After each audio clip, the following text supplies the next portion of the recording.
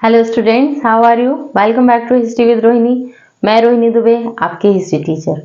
हम पढ़ रहे हैं क्लास 12th के लिए इतिहास, जिसके अंतर्गत हमारी थर्ड बुक चैप्टर 9 स्टार्ट हो चुका है।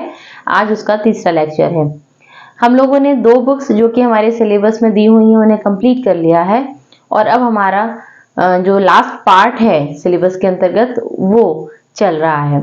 तो इसके पहले कि मैं आज की क्लास स्टार्ट करूं, आपको बता दूं कि पिछले सारे वीडियोस मैंने बहुत छोटे छोटे टॉपिक्स में डिवाइड करके उनको बनाया है आपकी सहूलियत के लिए, ताकि आप इजीली उनको पढ़ सकें। बहुत लंबे वीडियोस नहीं है तो उन्हें अच्छे से देखें और अपनी तैयारी करें। और आपको अगर क्लास अच्छा लगे, वीडियो अच्छा लगे तो उसको लाइक करना ना भूलें, सब्सक्राइब करें चैनल को और कमेंट सेक्शन में मुझको ज़रूर बताएं कि आपको कैसा लगा। कोई आपकी परेशानी हो, कोई टॉपिक आपको समझ में नहीं आ रहा हो पर्टिकुलरली, तो आप वो भी मुझे कमेंट करके बता सकते हैं और मैं उस पर वीडियो ज़रूर बनाऊंगी। मैप के वीडियोस भी मैंने कुछ बनाए हैं अभी 3 चैप्टर तक और वो मैं आगे कंटिन्यू करूंगी, तो आप वो मैप भी उससे समझ सकते हैं। चैप्टर वाइज मैंने मैप दिया है आपके उसके अंतर्गत जो भी आपका सिलेबस है उसमें, क्योंकि 4 नंबर का क्वेश्चन हमारा मैप का भी आता है, तो बहुत ही इजी वे में जो ज़्यादा से ज़्यादा मैं कर सकती थी मैंने आपके लिए उसको बनाया है। चलिए स्टार्ट करते हैं आज का क्लास। हमारा चैप्टर 9 चल रहा है उपनिवेशवाद और देहात। आपको बताया था उपनिवेशवाद, आपके लिए उपनिवेशवाद का अर्थ भी आता है। मैंने आपको बताया है कि उपनिवेशवाद अगर भारत की बात करें तो भारत के संदर्भ में उपनिवेशवाद का अर्थ है अंग्रेजों का शासन। और वैसे अगर उसकी डेफिनेशन की बात करें तो उपनिवेशवाद अर्थात किसी कमजोर देश के ऊपर किसी शक्तिशाली देश का शासन होना और कमजोर देश को अपना गुलाम बनाना, ये उपनिवेशवाद कहलाता है। चलिए, तो हमारे इस चैप्टर में वही है। अगर जैसे मैंने बोला कि भारत के संदर्भ में उपनिवेशवाद यानी कि अंग्रेजों का शासन, और देहात इसलिए क्योंकि इस चैप्टर में हम ये पढ़ेंगे कि अंग्रेजों ने कैसे गांव खेड़े में, गांव के एरियाज में अपनी कदम कैसे उन्होंने बढ़ाए, कैसे वो अंदर घुसे और वहां के लोगों को वहां से हटा करके उन्होंने अपनी व्यापारिक गतिविधियां वहां पर स्टार्ट की। उसी के अंतर्गत हम 2 चैप्टर, अभी 2 टॉपिक पढ़ चुके हैं। आज हमारा एक बहुत ही इंपॉर्टेंट टॉपिक है जिससे क्वेश्चन जरूर आता है और बहुत छोटा सा टॉपिक है आपके लिए, बहुत लंबा नहीं होने वाला है क्योंकि गिनती के 3 या 4 क्वेश्चन इस टॉपिक से बनते हैं। नाम है इस टॉपिक का 5वीं रिपोर्ट। 5वीं रिपोर्ट क्या थी पहले तो ये आप समझ लीजिए। तो 5वीं रिपोर्ट इसको नाम दिया गया, इसके पहले 4 रिपोर्ट्स आ गई थी। ये रिपोर्ट थी क्या? रिपोर्ट ऐसी थी कि अंग्रेजों का जो प्रशासन भारत में चल रहा था और उसके अंतर्गत जो गतिविधियां हो रही थी, जो क्रियाकलाप हो रहे थे, उनके संदर्भ में जो रिपोर्ट तैयार की गई थी वो 5वीं रिपोर्ट के तौर पर जानी जाती है। इस रिपोर्ट का महत्व बहुत ज्यादा है क्योंकि उस समय जमींदारों की जो स्थिति थी, किसानों की जो स्थिति थी, उसको इसके अंतर्गत दर्शाया गया है। तो इससे रिलेटेड जो क्वेश्चंस हैं वो मैं आपको बता रही हूँ कौन कौन से बनते हैं। सबसे पहला तो क्वेश्चन है कि 5वीं रिपोर्ट कब पेश की गई? तो आपके लिए पहला क्वेश्चन, पहला आंसर इसका 1813 में रिपोर्ट पेश की गई। ठीक है, पहला तो कि 5वीं रिपोर्ट को कब पेश किया गया, आंसर है 1813। दूसरा, किसके द्वारा बनाया गया, इसको रिपोर्ट को किसके द्वारा तैयार किया गया था? तो 5वीं रिपोर्ट प्रवर समिति, ये क्वेश्चन अभी आया था आपका प्री बोर्ड में, प्रवर समिति के द्वारा तैयार की गई। राइट, 2 पॉइंट हो गए।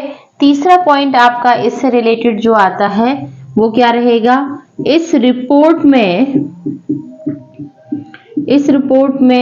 कंपनी यानी कि ईस्ट इंडिया कंपनी के क्रियाकलापों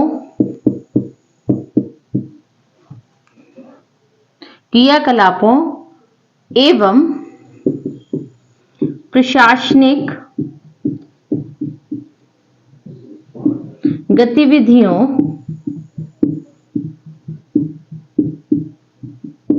की जानकारी थी। प्रशासनिक क्रियाकलाप भी आप इसमें लिख सकते हैं कि इस रिपोर्ट में कंपनी के प्रशासनिक क्रियाकलापों की जानकारी थी या प्रशासनिक गतिविधियों की जानकारी थी, जो भी वो यहाँ पर कर रहे थे एडमिनिस्ट्रेशन के अंतर्गत वो। एंड लास्ट एक और क्वेश्चन इसमें बनता है, रिपोर्ट में 1002 पृष्ठ थे। ये 4 क्वेश्चन बहुत इंपॉर्टेंट है 5वीं रिपोर्ट से रिलेटेड, और यही 4 क्वेश्चन सबसे ज्यादा जो है वो आपके इसमें पूछे जाते हैं। ठीक है, तो एक बार फिर से हम इसको रिवाइज करते हैं। 5वीं रिपोर्ट 1813 में इस रिपोर्ट को पेश किया गया। इस रिपोर्ट को तैयार किया था किसने? प्रवर समिति ने इस रिपोर्ट को तैयार किया। उसके बाद क्वेश्चन आपका आता है, रिपोर्ट किससे संबंधित थी? ये क्वेश्चन 1 नंबर में बनता है, तो आपका आंसर होगा प्रशासनिक क्रियाकलाप। किसके? कंपनी के प्रशासनिक क्रियाकलापों से संबंधित थी। रिपोर्ट में कुल पृष्ठों की संख्या कितनी थी? 1002। ये जो पृष्ठ थे यानी कि पेजेस, टोटल जो पेजेस थे वो 1002 थे, और पीछे इसमें परिशिष्ट दिए गए थे इन्हीं 1002 पेजों में। तो जो ज्यादा से ज्यादा पेजेस इस बारे में उसमें लिखा हुआ है कि जमींदारों ने, किसानों ने जो रिपोर्ट की, जो अर्जियां दी कि हमें किस तरीके से कंपनी के द्वारा परेशान किया जाता है, वो सारा ब्यौरा इसके अंतर्गत है। कलेक्टर की रिपोर्ट इसके अंतर्गत दी गई है, यानी कि उस समय जो कुछ भी चल रहा था वो सारी चीजें 5वीं रिपोर्ट के अंतर्गत दी गई हैं। एक और चीज यहाँ पर देखने को ये आई है कि इस रिपोर्ट में ज्यादा से ज्यादा ये बताने की कोशिश की गई है कि किस तरीके से अंग्रेजों ने, कंपनी ने जमींदारों की स्थिति पर कुठाराघात किया और जमींदारों की स्थिति को दयनीय बना दिया। जैसे कि हमने इस्तबरारी बंदोबस्त में पढ़ा कि कंपनी ने जमींदारों को स्थायी बंदोबस्त के अंतर्गत कर लेने के लिए नियुक्त किया था किसान और अंग्रेजों के बीच में, लेकिन वो उसको नहीं दे पाए। उनके ऊपर सूर्यास्त का नियम भी लागू किया गया। तो सूर्यास्त के नियम के अंतर्गत क्या किया कि उनकी पूरी जमीनें जो थी, संपत्ति, उसको जब जब्त कर लिया जाता था अगर वो निश्चित तिथि पर जो कर की राशि तय की गई है वो नहीं देते थे। तो ये सूर्यास्त का नियम था, ये बहुत कड़ा था। कुछ जमींदार तो अपने आप को बचा पाए कुछ उपायों के द्वारा। वो उपाय भी मैंने आपको बताए थे, कल के क्लास में भी मैंने बताए थे, तो वो भी आप देख सकते हैं इस वीडियो में। उसका मैं लिंक जरूर दे दूंगी, तो आप उसको देखिएगा। तो वो भी अपने आप में क्वेश्चन है कि जमींदारों ने कैसे अपने आप को बचाया, जो नीलामी थी उससे कैसे वो कौन कौन से उपाय करके बचाते थे। उनके ऊपर बहुत सारी उनकी शक्तियां छीन ली गई थी। वो अपनी एक सेना रखते थे, उस सेना को वापस ले लिया गया था। सेना रखने की अनुमति उनसे छीन ली गई थी। गांव के ऊपर जो उनका अधिकार होता था उसमें कमी कर दी गई थी। तो इस तरीके से जमींदारों की स्थिति के ऊपर सबसे ज्यादा फोकस किया गया है 5वीं रिपोर्ट के अंतर्गत। एक बहुत ही खास चीज यहाँ पर है, ये आप चारों पॉइंट नोट कर लीजिएगा, बहुत इंपॉर्टेंट है। और यही चारों में से 5वीं रिपोर्ट के अंतर्गत इन्हीं चारों में 4 क्वेश्चन जो है, इसके बाहर कोई क्वेश्चन इसमें नहीं बनता है। अगर आपसे 5वीं रिपोर्ट 4 नंबर में पूछी जाती है या 3 नंबर में पूछी जाती है, तो ये चारों पॉइंट्स आप उसमें डाल सकते हैं, और अलग अलग भी आपसे 1 नंबर में ये चारों पॉइंट पूछे जा सकते हैं। अब यहाँ पर एक और आपकी बुक में एक राजमहल के बारे में दिया गया है, अंडुल राजमहल। तो हालांकि कॉर्नर में बॉक्स में आपको मिलता है, तो हो सकता है क्वेश्चन आए, लेकिन ना भी आए, बट बुक में है तो आने के चांसेस हैं। तो पहली बात तो ये कि अंडुल राजमहल कहाँ पर था और इसका इससे क्या रिलेशन है। तो ये देख लीजिए कि अंडुल राजमहल जो है वो पश्चिम बंगाल में था। अंडुल राजमहल पश्चिम बंगाल में है। दूसरा क्या है कि इस राजमहल में एक शूटिंग हुई है, एक फिल्म की शूटिंग हुई है। तो ये आपके लिए क्वेश्चन है, इस राजमहल में क्या शूटिंग हुई है? सत्यजीत रे की फिल्म जलसाघर, एक बंगाली मूवी थी, की शूटिंग हुई, ये आपके लिए क्वेश्चन है। ठीक, अब इसका इससे क्या रिलेशन है ये हम जानते हैं। तो इसका इससे रिलेशन ये है कि जैसे मैंने आपको बताया 5वीं रिपोर्ट में जमींदारों की स्थिति के बारे में काफी वर्णन दिया गया है। तो ये जो मूवी है, इस मूवी में भी जल सागर में भी ये बताया गया है कि उस टाइम का ही विवरण है और सत्यजीत रे की फिल्म है ये, जिसमें ये बताया गया है कि जमींदारों की स्थिति कंपनी के शासनकाल में किस तरह खराब हुई। एक टाइम जब उनके पास बहुत पैसा, बहुत संपत्ति होती थी, कैसे धीरे धीरे धीरे उनकी संपत्ति चली गई और उसके बाद भी उन्होंने किस तरीके से अपनी लाइफ को मेंटेन किया। वो ये बात नहीं मानने को तैयार थे कि हम गरीब हो गए, और उन्होंने कैसे एक जो उनकी लग्जरी लाइफ थी उसको बाद में भी वो जीते रहे। तो ये वाली जमींदार के ऊपर बनी हुई फिल्म जल सागर, जो कि इस समय से रिलेट करती है। इसकी शूटिंग कहाँ पर हुई ये आपसे पूछा जा सकता है। अंडुल राजमहल में हुई है, और ये अंडुल राजमहल कहाँ पर है ये भी आपसे पूछा जा सकता है। तो ये यहाँ पर इंपॉर्टेंट पॉइंट है आपके लिए बहुत। इसके बाद में 2 चीजें और आपको बताना चाहूंगी यहाँ पर, जो आपको क्वेश्चन में पूछे जा सकते हैं। एक तो 2 जमींदारों के नाम है, ठीक, एक है तेजचंद।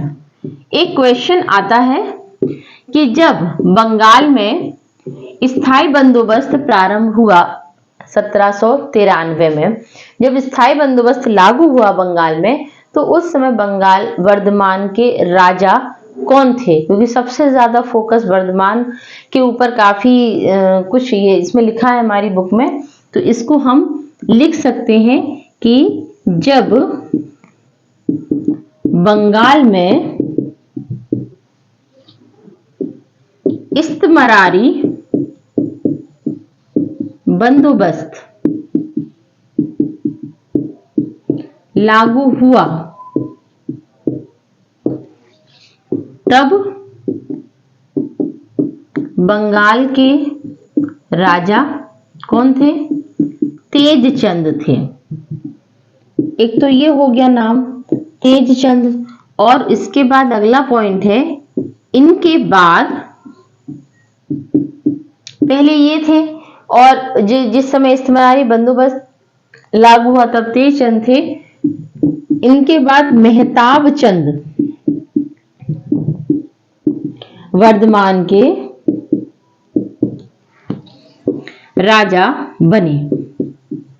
हमारे लिए इंपॉर्टेंट है क्योंकि ये पूछा जा सकता है कि इस्तमरारी बंदोबस्त जब बंगाल में लागू हुआ तो वर्धमान के राजा कौन थे। क्योंकि हमने जो उपाय पढ़े हैं कि जैसे फेक नीलामी करवाई उन्होंने, अपनी संपत्ति माँ के नाम कर दी, मैंने कल की वीडियो में आपको पढ़ाया था, तो वो वर्धमान के राजा के बारे में ही है। और वर्धमान के राजा की नीलामी के बारे में हमारी बुक में दिया गया है। तो हमसे पूछा जा सकता है कि उस समय बंगाल के राजा कौन थे, तो तेजचंद थे। तेजचंद के बाद वहां के राजा बने मेहताब चंद, जिन्होंने संथाल विद्रोह में और 1857 के विद्रोह में अंग्रेजों का साथ दिया था। ठीक है ना, इन्होंने 1857 के विद्रोह में अंग्रेजों का साथ दिया था। 1857 का विद्रोह अभी हमारा आएगा आगे नेक्स्ट चैप्टर में। तो ये हमारे लिए इंपॉर्टेंट पॉइंट्स हैं। ये टॉपिक बहुत इंपॉर्टेंट है, बहुत ही कम क्वेश्चंस हैं जो इस टॉपिक में से आते हैं, जो मैंने आपको करवाए। इनको आप बहुत अच्छे से देख लीजिए, बढ़िया से पढ़ लीजिए, और मिलते हैं नेक्स्ट क्लास में। पढ़ते रहिए, बढ़ते रहिए। Thank you so much.